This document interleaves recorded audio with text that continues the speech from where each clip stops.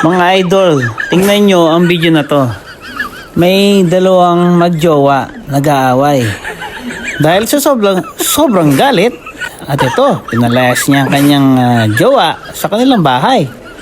At nakita ito ng kanyang kapitbahay na single. Ang ginawa ng kapitbahay niya, tinulungan yung babae para lumipat sa kanila. Kikita nyo, kinukuha niya ang mga gamit ng babae. Hindi alam ng jowa nung babae talaga na nakakaway niya ngayon, kukunin ng kapitbahay niya ang kanyang jowa para doon na lang tumira. Ayan, mapapansin niyo yan. Papasok kasi ang kanyang kapitbahay ang mga gamit ng kanyang jowa doon sa kanyang bahay. Ayan na. Nagtaka na siya kung nasa na yung kanyang jowa.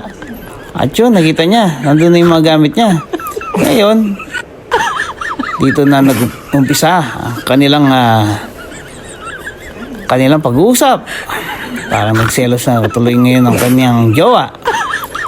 Parang nagsisisi na kung bakit niya pinalayas ng kanyang bahay.